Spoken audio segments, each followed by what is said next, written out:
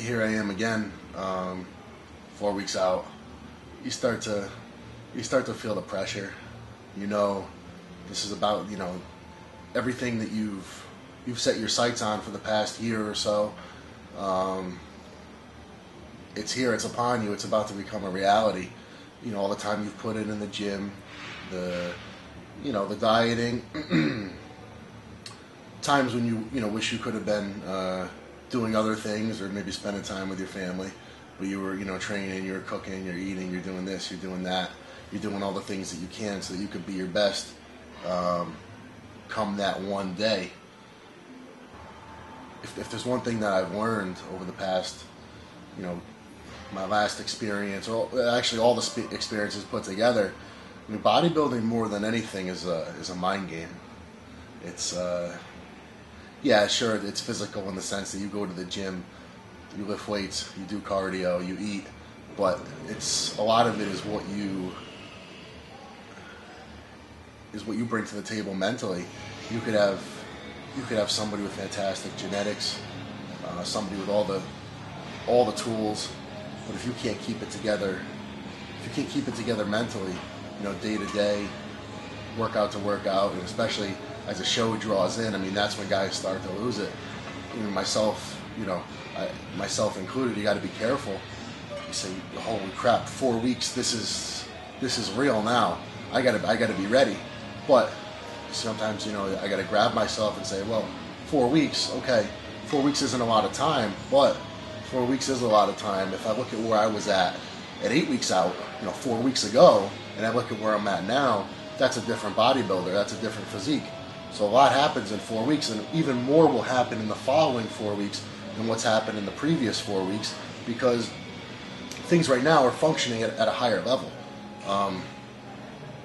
So yeah, you never lose sight of the fact that it's coming and you can't be screwing around, and that this is for real. But at the same time, you got to keep your head and keep your cool and say, all right, I just keep doing, the things I did to get me here. Just continue on.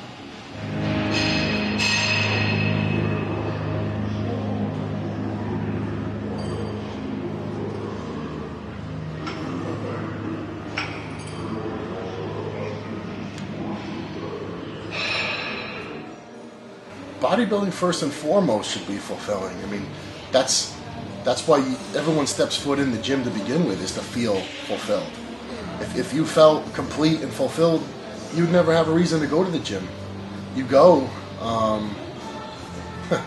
to improve, to learn, to better yourself, to get to grow mentally and physically. And I think that for guys who choose to put their destiny, so to speak, in someone else's hands, I don't think you can ever grow.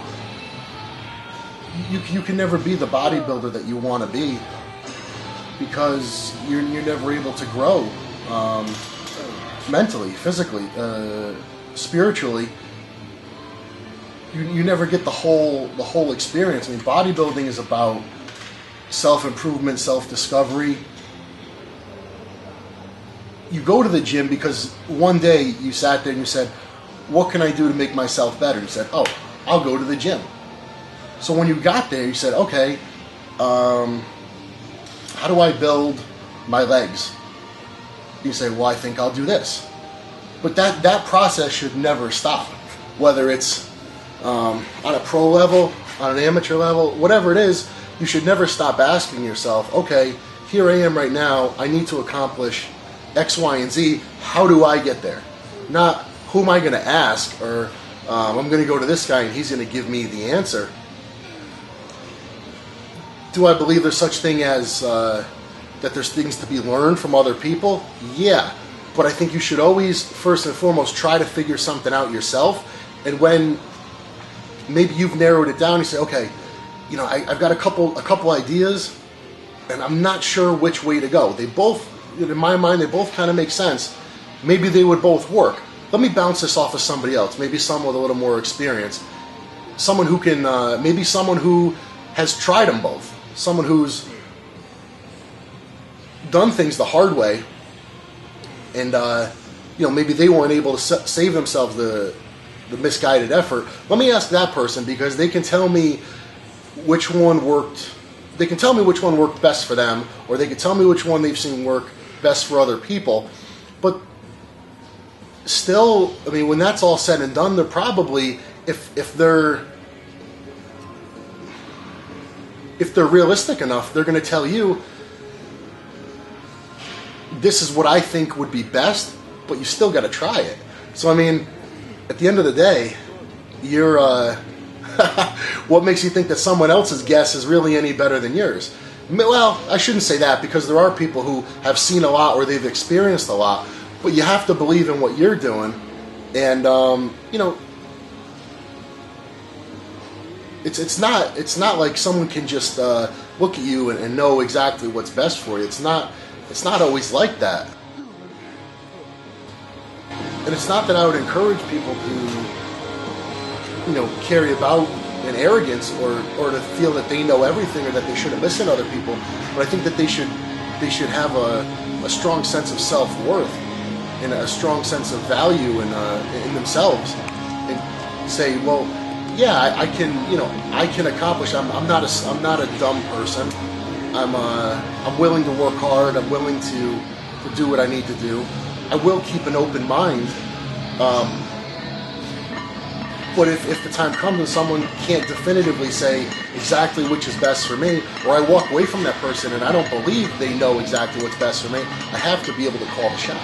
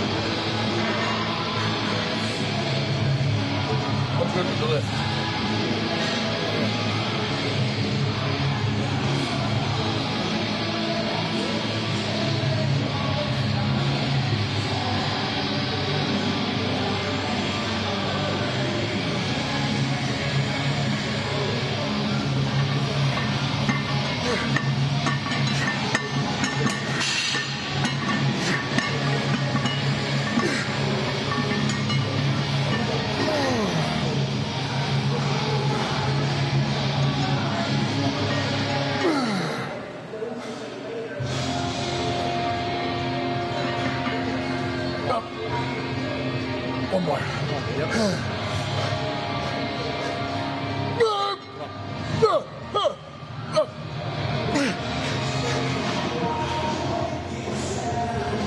When we talk about misguided effort, I mean, we're brought up in a society where the key is either fail fast, you know, try something, if it doesn't work, move on. You don't have time to waste screwing around with that. Or better yet, don't fail at all. And I think that's the road that a lot of people are on, is they don't want to screw up. They're so afraid of screwing up or of not making maybe the best use of their time, myself included. I mean, I always want to do things in the most efficient way.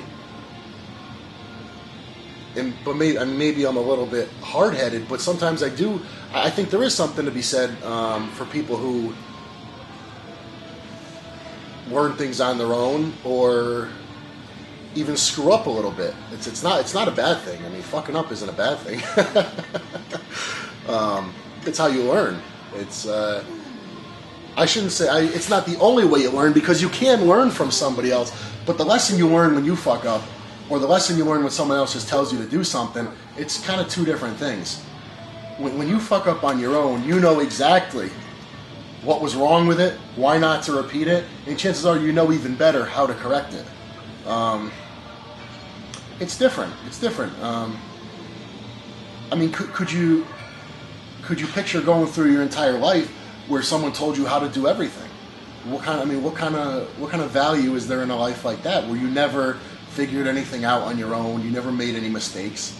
Is that a life worth living? I mean, I don't know.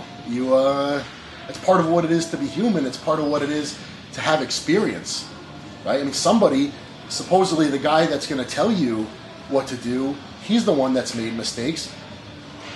And if he's so knowledgeable, how could you ever hope to be as knowledgeable as him if you don't? Yeah, you do have to. I do believe you have to have some of your own experiences, you know, to truly, you could know something or you could know something.